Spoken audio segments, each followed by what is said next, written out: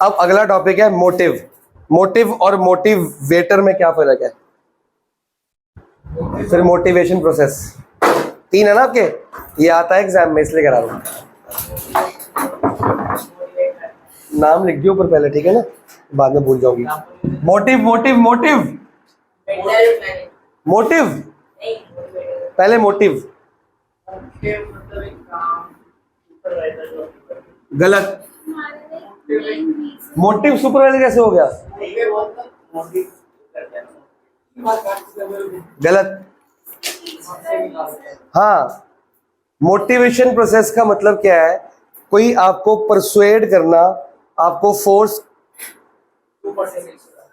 Force करना, persuade करना कि ये काम कर लो। जब तक आपको सेल्फिश मोटिव नहीं मिलेगा तब तक आप वो काम करोगे। रीजन को बोलते हैं मोटिव। जैसे ये कैश फ्लो पढ़ रही है, क्यों पढ़ रही है, क्या मोटिव है पढ़ने का इसका? इसके एग्जाम में आना है। मार्क्स तो बात सेकेंडरी है, पहले तो सिलेबस है, इसके एग्जाम में आना है, ठीक है ना। वो टेस्ट नहीं दे रहा, क्या रीजन है? तो कह रहे मैं अच्छे से पढ़ के दूंगा, मोटिव ही है कि मार्क्स ना आए, मेरा नाम हट जाएगा। तो मोटिव क्या होता है? कि रीजन जो हमको उत्साहित करता है कि हम ये काम करें या ये काम ना करें। जिसके पास लाइफ में मोटिव नहीं है वो क्या होता है? होली का ना, मोटिवलेस, वो आलसी होता है, कोई काम नहीं करता। मानविक, वाई मानविक? मानविक के पास मोटिव है, रोज क्लास छुट्टी नहीं मारता, वो रेगुलर है वो।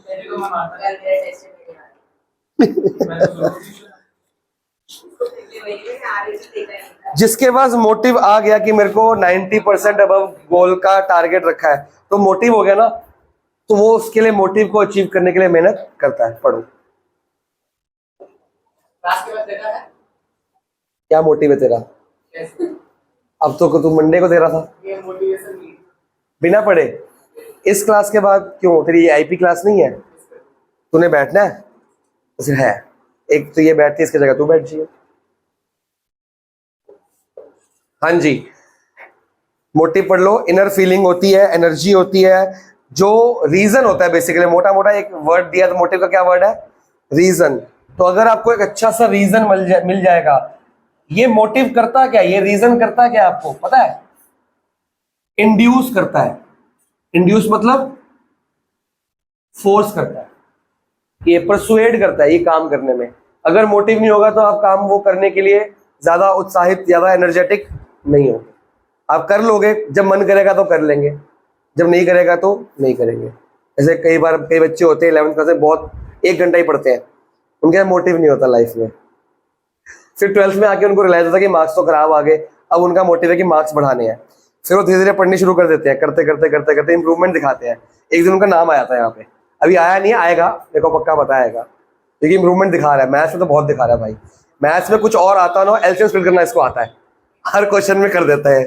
पर मैं देख रहा हूँ ईश्वर तो दीर्घ से क्वेश्चन नहीं हो पा रहे, तो करके घर जा रहा है अपने। कल इजी क्वेश्चन इनसे क्रैक नहीं हुआ, 1/cos स्क्वायर तो क्या आता है? Very good. तो ये बार बार रिपीट कराऊंगा तो रट जाएगा। बेटा आंखें मिलनी चाहिए, ट्रिग्नोमेट्री में ना आंखें दिख जाती है, तो ये है। वो पहली बार नहीं आती। जिस साल मैंने पहली बार इंग्लिश पढ़ाई थी ना, मेरे को बहुत दिक्कत आई थी, मैं खुद ही भूल जाता था, क्योंकि पहली बार भूल जाता है। फिर बार बार पढ़ी, खुद मेहनत की, 2-3 साल के बाद मेरे को 2-3 बार, साल मतलब 2-3 बार पढ़ाने में मेरे को याद होना शुरू हो गया। तो तुम एक ही साल में 2-3 बार पढ़ लोगे, तुम्हें याद हो जाएगा। मैं तो एक बार पढ़ाऊंगा, फिर अगले साल पढ़ाऊंगा, मेरे को टेस्ट देने हैं, ठीक है ना। तुम्हें 2-3 साल लग गए मेरे को, पर तुम्हें एक ही साल में 6 महीने बचे तुम्हारे पास, उसमें 2-3 बार इंटीग्रेशन पढ़ लोगे, याद हो जाएगा। और जब इंटीग्रेशन अच्छी हो जाएगी, डेरिवेटिव तो अपने अच्छे हो जाएंगे हमारे, ट्रिग्नोमेट्री खत्म। अब आता है मोटिवेटर। मोटिवेटर ही है ना, है एग्जाम्पल। अच्छा एग्जाम्पल, और कुछ मोटिवेटर? खाली इंसान ही मोटिवेटर होता है? मोटिव क्या है?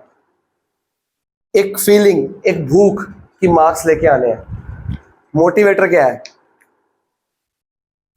कौन मोटिवेट करेगा तुम्हारे? मार्क्स तो मोटिव हो गया ना, है कि क्यों लाने हैं मार्क्स, वो तुम्हारा मोटिवेटर। मोटिवेटर एक इंसान हो सकता है जो मोटिवेट कर रहा है तुमको, या तुम्हारे पेरेंट्स का प्रेशर, डांट पड़ेगी, वो मोटिवेटर हो जाएगा, या तुम्हारे पेरेंट्स का प्रेशर, या तुम्हारे रिश्तेदारों का प्रेशर कि फोन आएगा 12th का रिजल्ट आते क्या मार्क्स आए, आता ही है, वो भी एक मोटिवेटिंग फैक्टर होता है। तो मोटिवेटर कुछ भी कोई भी हो सकता है, एक बंदा, एक ग्रुप, एक कोई चीज, एक कोई प्रोसेस, या आसपास कुछ ऐसा एनवायरनमेंट चल रहा है जो आपको क्या कर रहा है, मोटिवेट कर रहा है। जैसे बहुत गर्मी है तो मेरे को मोटिवेशन है कि मैं नहाऊं ठंडे ठंडे पानी से, आ गई बारिश, अब आसपास का एनवायरनमेंट मेरे को मोटिवेटर बन गया कि बारिश में नहाता हूं। तो मोटिवेटर क्या हुआ, बारिश का पानी। मोटिव क्या था, गर्मी दूर करना, वो तो बारिश के पानी से हो सकती ना। तो एकदम से मैं नहाने जाने ही वाला था, मेरे को बारिश दिख गई, मैं कहा चला छत पे क्यों नहाए। नहाया कभी बारिश में? और स्पेशल जाके नहाया बारिश के पानी में? बचपन में बहुत नहाया, अब तो मेरे को काफी साल हो गए। पहले मैं बहुत, बारिश आने की देर थी, बाइक स्टार्ट करके भाग जाऊं, एक्सीडेंट भी हो गया था मेरा एक बार। बहुत तेज बाइक चला रहा था, बारिश के पानी में स्लिप होगी बाइक।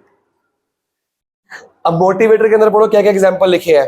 प्रमोशन, सैलरी क्या है, मोटिव। प्रमोशन क्या है, मोटिवेटर, कि अच्छा काम करूंगा तो क्या मिलेगा, प्रमोशन। रिकॉग्निशन क्यों लिखा है, लिखा है recognition. What do you recognition, हमने पढ़ा है स्टाफिंग, पढ़ेंगे आगे कि अच्छे मार्क्स क्यों लाने हैं। इसने एक टेस्ट नहीं दिया था, कहा था दे तो दूंगा लेकिन अच्छे मार्क्स नहीं आएंगे। मैं फिर क्या हो गया, गलतियां तो हो जाएंगी सर, नाम हट जाएगा ना। तो मोटिवेटर था कि मेरा नाम नहीं हटना चाहिए, तो ये मोटिवेटर है रिकॉग्निशन। ये बहुत बड़ा मोटिवेटर होता है, इससे बच्चे अच्छा काम करते हैं। मैकडी में जाओ, केएफसी में जाओ, इंश्योरेंस कंपनी में जाओ, वहां पे star of the month, employ of the month की फोटो लगती है। तो एक मोटिवेटर है कि हमारी फोटो लगे कभी ना कभी, तो ऐसा काम कभी ना कभी करो। अब जिसका मोटिवेटिंग फैक्टर ही नहीं है, वो कह क्या जरूरत है, सुबह आओ शाम, उसको क्यों देख रहा है। मतलब मैं कुछ भी ऐसी बात करूंगा उसको देखने लग पड़ता है। लेकिन बात है, मैं कह रहा हूँ इम्प्रूव कर रहा है वो, फिर जब वो नहीं कर रहा उसको बोलता था मैं, वो कर रहा है। अब कई सारे एम्प्लॉयज ऐसे होते होंगे कि नहीं मेरे को 4 मन पे फोटो लगवानी है अपनी, मेरे को ऐसा काम करना, नहीं सारे ऐसे नहीं होते। 10-20% ऐसे भी होते हैं, वो अपने काम से काम रखते हैं, सुबह आए काम पे, उनको सैलरी से मतलब कि हमको सैलरी, नाम आए आए नहीं आए नहीं आए हमारा। फिर कई बच्चे वीक है पढ़ाई में, उनको पता है कि हमारा नाम कभी आ ही नहीं सकता यहाँ पे, वो एफर्ट्स करते ही नहीं, फिर उसको देख रहा तू, अबे क्या हो गया तेरे को। अब कई बच्चे वीक है, उनको पता मेरा नाम आ नहीं, वो इतना वो एफर्ट डालते हैं कि मेरे मार्क्स आ जाए, वो इतना एफर्ट नहीं डालते कि आए, उनको पता आ ही नहीं सकता, अरे छोड़ यार इसकी, वो इस उनके लिए ये एक मोटिवेटिंग फैक्टर नहीं है, उनके लिए सिर्फ मार्क्स है कि मेरे मार्क्स आ जाए, ठीक है ना। ये सबके लिए मोटिवेटर नहीं होता। अब आता है मोटिवेशन की प्रोसेस, वो हमने पढ़नी डिटेल में। मोटिवेट तुम तब होगे जब तुम्हारी कोई नीड है, और वो नीड क्या है, अनसेटिस्फाइड। एक satisfied need can not motivate. समझ आ रही है कि नहीं आ रही। The need should be unsatisfied. जो सेटिस्फाई हो गई, एक 6 महीने लगातार नाम आ रहा है, फिर तुम इतना उससे खुश नहीं होगे, इतना तुमको किक नहीं मिलेगी उससे जितना पहली बार नाम आने में किसी को मिलेगी। इसका नाम पहली बार आएगा बहुत खुश होगा, लेकिन तेरा तो ऑलरेडी कितनी बार आ चुका है, वो खुशी तेरे को मिलेगी पर उतनी नहीं मिलेगी जितनी इसको मिलेगी। बात तो समझ रहा है। एक क्योंकि उसकी अनसेटिस्फाइड नीड है, वो तेरी सेटिस्फाई हो चुकी, कई बार हो चुकी है, ठीक है ना। कोई ऐसा है तुमने, हाँ हंस के रहा, मिलती है नहीं ये कॉम्प्लीमेंट भी नहीं है, बेइज्जती भी नहीं है, एग्जाम्पल है कि यार जो चीज तू खा रहा है, तूने बहुत दिन से कोई पिज्जा नहीं खाया या बर्गर या हॉलीवुड कोई ऐसी चीजों नहीं खाई, तो 1 महीना 2 महीने 3 महीने हो गए 5 महीने हो गए तूने वो चीज नहीं खाई, फिर तेरे को क्रेविंग उठ रही तो भी नहीं खा रहा, और 3 महीने और निकल गए, 8 महीने के बाद तेरे को मिलती है तो कितने खुशी से खाएगा। अनसेटिस्फाइड क्रेविंग है वो। जब वो 3 दिन और बाई चांस ऐसा हुआ कि वो शादी पे गया और वो 3 दिन लगातार मिल गई, वो चौथे दिन खाएगा तू। अनसेटिस्फाइड थी और सेटिस्फाई हो गई है, तो वो उतना मजा नहीं आता अब उसमें। हमने 11th क्लास में चैप्टर था मार्जिन यूटिलिटी वाला, याद है। तो जो सेटिस्फाई हो गया उसमें उसकी एमयू फॉल हो जाती है, तो वही यहाँ पे भी है। तो एक सेटिस्फाइड नीड आपको मोटिवेट फर्दर नहीं करेगी, अनसेटिस्फाइड नीड आपको मोटिवेट करती रहेगी बार बार करती रहेगी। तो पहला क्या है, अनसेटिस्फाइड नीड। इससे हमें क्या हो रही है, टेंशन, मतलब एंजाइटी, मतलब स्ट्रेस। क्या हो रहा है इससे, टेंशन, कैसे पूरी करूं मैं। जिसको अनसेटिस्फाइड नीड है पर टेंशन ही नहीं हो रही, वो मोटिवेट करेगा अपने आप को। उसकी मम्मी को फोन करके मना करते हैं कि ट्यूशन मत भेजो इसको क्योंकि आता ही नहीं है, तो उसको टेंशन ही नहीं हो रही ना कि मेरे को मार्क्स लाने हैं। फिर टेंशन से हम दिमाग लगाएंगे। आगे क्या वर्ड लिखे आपकी बुक में, drive. What are drives, not like car drive, bike drive, एक मन में ड्राइव आएगी कि क्या करूं मैं। टेंशन हुई, टेंशन लेने से आपकी मोटिवेशन दूर हो जाएगी क्या? टेंशन लेने से नीड सेटिस्फाई हो जाएगी? कुछ तो करना पड़ेगा। एफर्ट्स को बोलते हैं ड्राइव्स, कि मैं मेरे मन में एक ड्राइव एक उठेगी कि मैं अब उठो भाई कुछ करो। खाली टेंशन लेने से कुछ नहीं होगा, पढ़ाई तो करनी पड़ेगी, अब पढ़ो, मार्क्स लाने तो पढ़ना पड़ेगा। फिर आप सर्च करते हो बिहेवियर चेंजेस, आपके बिहेवियर में क्या आते हैं? चेंजेस आते हैं। आप पढ़ना शुरू कर देते हो और आप 1 घंटे पढ़ने वाले बच्चे से उठ के ज्यादा पढ़ने वाले बच्चा बन जाते हो। तो ये एक मोटिवेशन होती है कि यार सबके मार्क्स आ रहे, मेरे नहीं आ रहे, और जो गलती 11th क्लास में होगी दोबारा नहीं करनी मैंने। तो फिर वो नीड क्या हो जाती है? सेटिस्फाई। जब आपने पढ़ाई की, ऐसा तो हो ही नहीं सकता कि आपने पढ़ाई की और आपकी नीड सेटिस्फाई ना हो, या आपने बर्गर खा लिया और अभी क्रेविंग लग रही है, ऐसा तो हो ही नहीं सकता। लास्ट में क्या लिखा है? Reduction of tension. अब आप टेंशन फ्री हो गए हो, क्योंकि अब तो रिजल्ट आ गया, जो आपने अचीव कर लिया वो कर लिया, अब कोई टेंशन नहीं है। आपकी टेंशन कब दूर होगी? बोर्ड्स के एग्जाम के बाद? नहीं। बोर्ड्स के रिजल्ट के बाद? नहीं। सीयूटी के रिजल्ट के बाद? एडमिशन के बाद? Yes, she is absolutely right. जब तक कॉलेज में एडमिशन बोर्ड में लाओ तो 98 99, सीयूटी क्रैक ही नहीं हुआ, फिर क्या करोगे? फिर क्या कुछ होगा? है कहाँ जाएंगे? आईपीओ। हाँ गुड, आईपीओ जाओ। आईपीओ के अंदर सोच के रखना भाई, बार बार कहता हूँ, अच्छे कॉलेज है, पढ़ना आईपीओ से बढ़िया। डीओ डीओ डीओ डीओ में ये की सीट स्कैरसिटी, सीट ये बंदे ये, आईपीओ में बंदे इतने, सीटें जरा सी कम है, मिल जाएगा कहीं ना कहीं एडमिशन, पैसे देके तो हो ही जाएगा। ह्यूमन कैपिटल इन्वेस्टमेंट, एचसीएफ, पैसे देके सीट, ठीक है ना। आज तुम्हारे पेरेंट्स तुम पे इन्वेस्टमेंट कर रहे हैं, कल तुम अपने बच्चों पे करोगे, ठीक है ना। अब आता है मैस्लो। और कुछ है मोटिवेशन तुम्हारे पास? अभी फिलहाल कुछ है इसमें? तुम्हारा अगला टॉपिक क्या है? मैस्लो। शुरू करूं? हायरार्की क्या होता है? हायरार्की क्या होता है? ये मेरे को याद है, मैंने वीडियो बनाई थी तो गायब हो गई, इसकी वीडियो गुम गई है। हाँ, लेवल्स होते हैं ना, टॉप लेवल। हायरार्की क्या होता है? नीचे से ऊपर आना।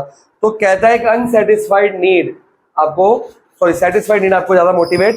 तो मैस्लो ने आपका बिहेवियर बताया कि सबसे पहले आपको कौन सी नीड मोटिवेट करती है।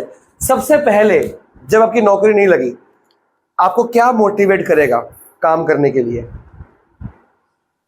Physiological needs. What are physiological? It's not psychological, लगता वो है लेकिन है फिजियोलॉजिकल।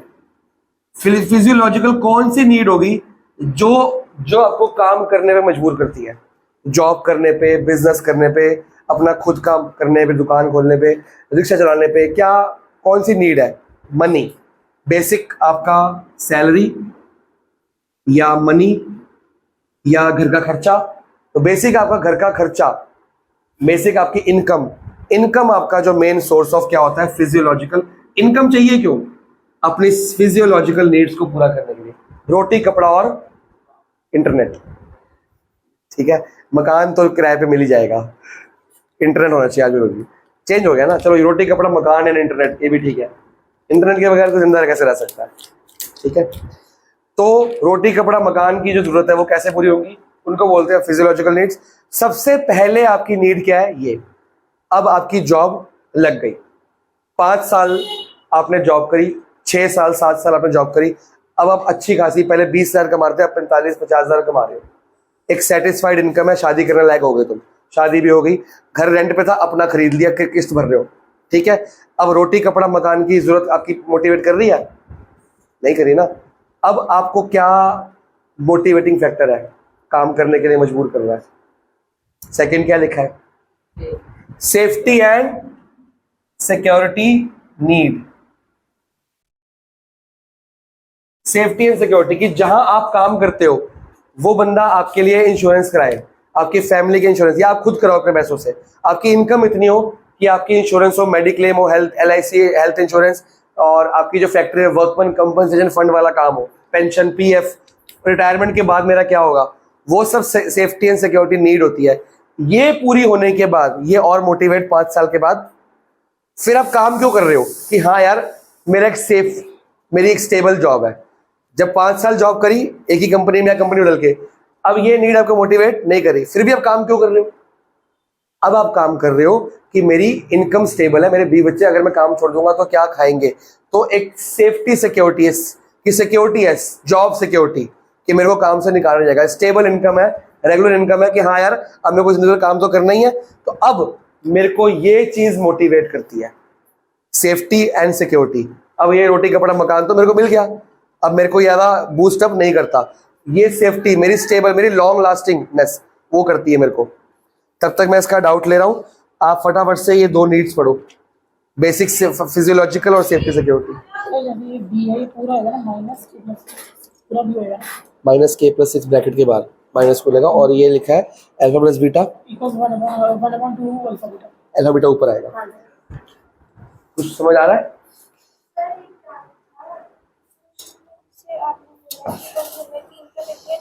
तो बुक में वेरिएबल है वो लिखने की नहीं तो नहीं है ना, जैसे मतलब बुक में इनकम के लिए m वेरिएबल है, हम i ले सकते हैं। हाँ, अब फुल फॉर्म ब्रैकेट में लिख दो, बातें खत्म, तो मैम को कभी दिक्कत नहीं आएगी। ये यहाँ तो मैं समझ जाऊंगा I, but I stand for investment in economics. Income के लिए वाई यूज करते हैं हम। तो अब तू जो भी लिख ले, वाई लिख, आई लिख या एम लिख, ब्रैकेट में फुल फॉर्म लिख दे, मैम कंफ्यूज ही नहीं होगी, बात ही खत्म।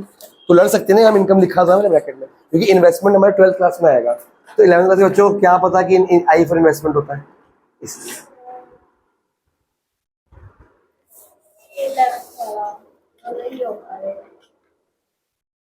क्यों? इसको तो मल्टीप्लाई करेगी ना, अल्फा प्लस बीटा आएगा, अल्फा बीटा आएगा, तो सम डाल। हाँ ये ठीक तो किया है, इसमें सम खाली लेफ्ट साइड डालना, सम एंड इसको छोड़ दे। तू पता क्या कर रही है, तू गलत कर रही है, तू राइट साइड को साथ लेके चल रही है, वो मत लेके चल, खाली लेफ्ट साइड में नंबर डाल, यहाँ से निकाल के तेरा राइट साइड अपने आप आ जाएगा, आंसर अपने आप आएगा। आंसर ये आएगा 1 - c, लेफ्ट साइड यूज कर खाली। तो तू कोई गलती कर रही होगी, जितना तो करेंगे उतना मान दूंगा तेरे को मैं। कोई नहीं, घबरा क्यों रही है, टेस्ट ही तो है, कल तेरे को बता दूंगा कि क्या गलती है, ठीक करा दूंगा। और सेकंड वाला करना है, के निकालना है। हाँ तो रेश क्या लिखा है, जीरो, अल्फा अपॉन बीटा 7:6 है। क्या करना है, फिर कुछ करो, क्रॉस मल्टीप्लाई या कुछ करो, तो कुछ तो करेंगे ना, ये कर ले, ज्यादा आसान है। इसमें देखो वैल्यूज मिली, अरे वो बाद में करा दूंगा। हाँ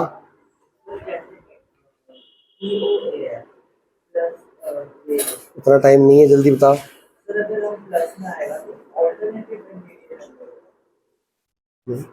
कोइंटीरियर होगा, ऑल्टरनेटिव तो इक्वल होते हैं आपस में, या लीनियर पेयर होगा, तो लीनियर पेयर होगा या कोइंटीरियर होगा, दो ही हो सकते हैं बस।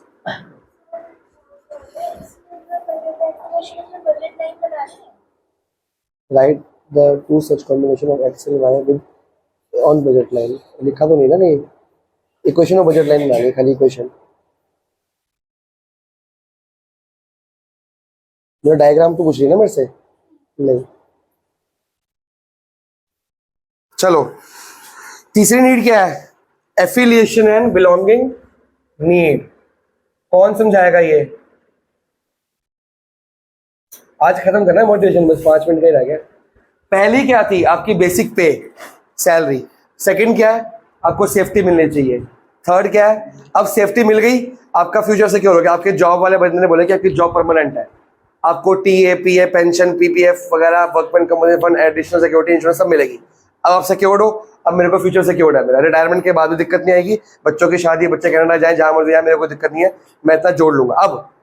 अब आपको उसी जॉब में रोज काम पे जाने के लिए कौन मोटिवेट कर रहा है, जॉब छोड़ दोगे उसके बाद जाते रहोगे ना। अब आप जॉब सैलरी के लिए नहीं कर रहे हो, सिक्योरिटी के लिए नहीं कर रहे हो, अब आप जॉब कर रहे हो बिलोंगिंग्स के लिए। आपके आसपास के दोस्त हैं, जो आपके कलीग्स हैं, जो आपका इनफॉर्मल स्ट्रक्चर बना है वहां पे, अगर वो अच्छा नहीं है तो आप जॉब छोड़ दोगे, ऑब्वियस बात है। देखिए ये तो होगी सेटिस्फाई, ये होगी, या तो बिजनेस कर लोगे, कितने लोग जॉब करके बिजनेस कर लेते हैं क्योंकि उनको ये नहीं मिलता, या आप दूसरी जगह पे जॉब ढूंढोगे, या आपको दुकान खोलोगे, क्योंकि अब तो आपको 10-15 साल हो गए काम करते हैं, यू आर अपनी कंपनी खोलने लायक हो चुके हो तुम, या तो आप दूसरी जगह पे जॉब करोगे, या उसी जगह पे आप जॉब छोड़ोगे। कब नहीं टिके, कब रहोगे, क्या चीज टिका के रख रहा है आपका एनवायरमेंट। हो सकता है 15 साल बाद आपको ऑफर आया 10-20 हजार एक्स्ट्रा सैलरी का, पर आप नहीं लेते हो कि हो सकता है उस कंपनी में जाके मैं अडेप्ट कर पाऊँ ना करूँ।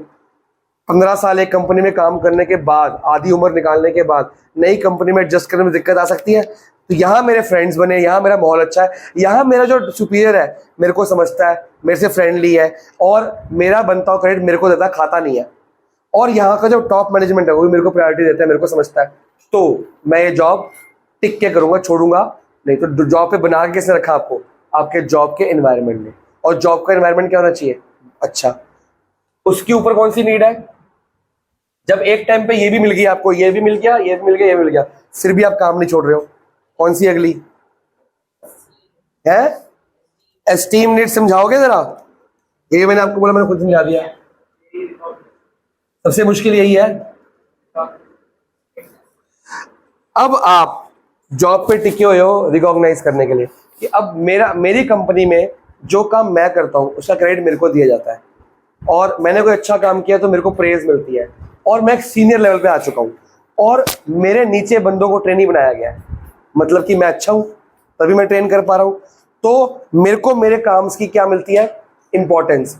मैं कुछ भी करता हूं मेरे को इंपॉर्टेंस दी जाती है, मेरे को तारीफ दी जाती है, रिकॉग्नाइज किया जाता है, और मेरे को एज अ सीनियर मान के, एक्सपीरियंस होल्डर मान के, और मेरे एक्सपीरियंस का फायदा लोगों को दिया जाता है। मेरा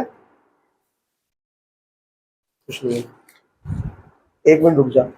तो अगर मेरे को मेरे काम में मजा नहीं आ रहा या मेरे काम को रिकॉग्नाइज नहीं किया जा रहा, तो मेरे मन में खटास आएगी और मेरे को वो मोटिवेट नहीं करेगा, ये मेरे लिए नेगेटिव मोटिवेशन हो जाएगी और वो काम छोड़ दूंगा। यार इतने साल इस कंपनी को दिए, ये तो मेरे को इंपॉर्टेंस देते नहीं है। एक नया बंदा हायर किया, उसकी सैलरी मेरे से ज्यादा और उसकी रोज तारीफ होती है, और मैं तरह से काम करूं, उससे बढ़िया काम करो, मेरे को पहचानते नहीं है, मैं छोड़ दूंगा। पर आपकी कंपनी आपको प्यार करती है और आपको क्या करती है? इंपॉर्टेंस देती है। नए बंदे के मुकाबले आपको एज ए एक्सपीरियंस होल्डर मानती है, तो वो आपको टिका के रखेगी। जब ये सारी नीड्स मिल गई, ये भी तो एक नीड है कि मेरे को पहचान मिले मेरी कंपनी में, मेरी कंपनी मेरे काम को क्या करे? पहचाने। जब आपकी कंपनी आपके काम को पहचानती भी है, आपको सैलरी भी अच्छी देती है, सिक्योरिटी भी देती है, इंश्योरेंस देती है, पीपीएफ देती है, और आपका एनवायरनमेंट भी अच्छा है, फिर क्या बचा आपकी लाइफ में? फिर क्या चीज मोटिवेट कर रही है आपको?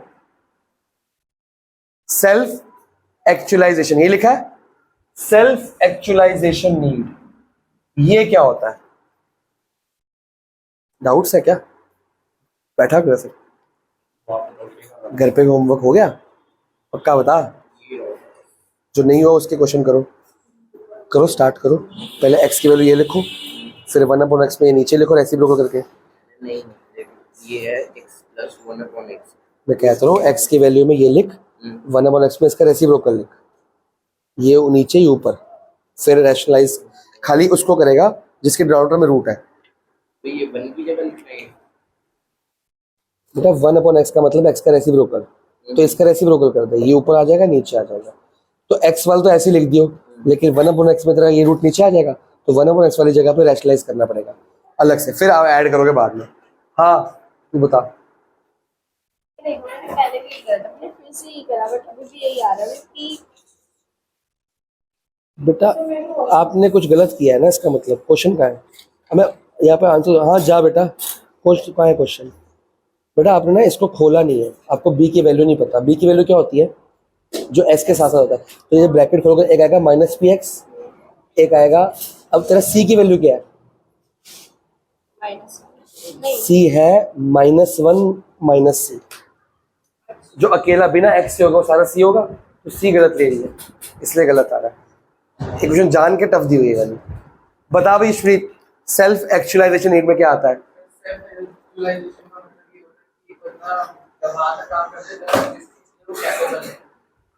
वो तो उसको पता लग गया ना, उसका स्टीम नीड से मिल गया। मेरे को अब मैं अपनी खुशी के लिए काम कर रहा हूँ, अपने लिए काम कर रहा हूँ। अब मैं काम के लिए, अब मैं बुढ़ा हो चुका हूँ, मेरी उम्र होगी 40 50 55 साल हो चुकी है। अब मैं सैलरी के लिए काम करता हूँ। बच्चे बिहार दिए, कनाडा चले गए, मैं तो फ्री हूँ, सेफ्टी तो है ही है, रिटायरमेंट फ्यूचर मेरा सेट है, माहौल अच्छा है, लोग पहचानते भी है मेरे को कि एज अ बहुत सीनियर मेंबर हूँ मैं। अब मैं क्यों काम कर रहा हूँ? अब जॉब छोड़ सकता हूँ मैं, तब भी मैं काम किया रहा हूँ। अब मैं अपने एंजॉयमेंट के लिए घर बैठ के बोर हो जाऊंगा, और अभी मेरे हाथ पर सलामत है, मैं क्यों ना काम करूँ? तो मैं अपने लिए काम कर रहा हूँ, ना अपने बच्चों के लिए, ना अपनी फैमिली के लिए, अपनी सेल्फ डेवलपमेंट के लिए कि अब मैं क्या कर सकता हूं, क्या मैं इस एज, अरे भाई क्या मैं इस एज में आके अच्छा काम कर सकता हूं कि नहीं, अपने आप को प्रूव करूंगा मैं। अब मेरे को किसी को प्रूव करना है, 20 बच्चे ऐसे सेट हो के काम स्टेबल है, अब कोई दिक्कत नहीं, अब मैं आज काम छोड़ भी दूं मेरे को कोई टेंशन नहीं है, पर फिर भी मैं काम कर रहा हूं, क्यों? क्योंकि मेरे खुद की सेल्फ डेवलपमेंट है। अब ये स्टेज जरूरी नहीं है कि बुढ़े होके आएगी, हो सकता है कि आने वाले 5 जॉब करने के 5 से 10 साल में ही आ जाए, आपकी प्रमोशन जल्दी जल्दी हो रही है, तो अब आप अपने लिए काम कर रहे हो कि मैं प्रमोट हो गया, अच्छे लेवल पे आ चुका हूं, अब मैं खुद की एबिलिटीज को पहचानने के लिए, खुद की खुशी के लिए, अब आप ना जबरदस्ती मजबूरी में काम नहीं करोगे, अब आप काम तभी करोगे जब उस काम में आपको क्या मिलता होगा, खुशी और मजे आते होंगे, वरना आप वो जॉब क्या कर दोगे, छोड़ दोगे। पांचों के पांचों नीड्स पढ़ो, क्योंकि अगली बार ना मैं क्वेश्चंस पुटअप करूंगा, केस स्टडी दूंगा, मार्क भी करनी है, मैं केस स्टडी दूंगा, आपने बतानी है कि ये कौन सी नीड है और कौन सी हो रही है। फिर अगली क्लास में, अभी मोटिवेशन खत्म नहीं हुआ, इसमें नीड्स हायरार्की खत्म हुई है, इसके बाद आपके वो हैं, वो कौन से इंसेंटिव्स हैं जो आपको मोटिवेट करते हैं। ये तो हुआ ना, नीड्स है, ये नीड्स है, नीड्स अलग चीज है, इंसेंटिव जैसे salary, promotion, recognition, vacation, bonus, equity, तो ये अगली बार पढ़ाया जाएगा। फाइनेंशियल इंसेंटिव होते हैं और नॉन फाइनेंशियल होते हैं, वो पढ़ाया जाएगा अगली बार। और अगली बार ये पढ़ाने के बाद साथ ही में आपको लीडरशिप भी पूरा करा दिया जाएगा। वो छोटा टॉपिक है, पर नहीं खाली यही हो पाएगा, क्वेश्चन तो पूछूंगा मैं तुमसे, तो खाली एक ही टॉपिक हो पाएगा। एक मिनट पढ़ो, कोई वर्ड कोई लाइन समझ नहीं आ रही बताओ मेरे को।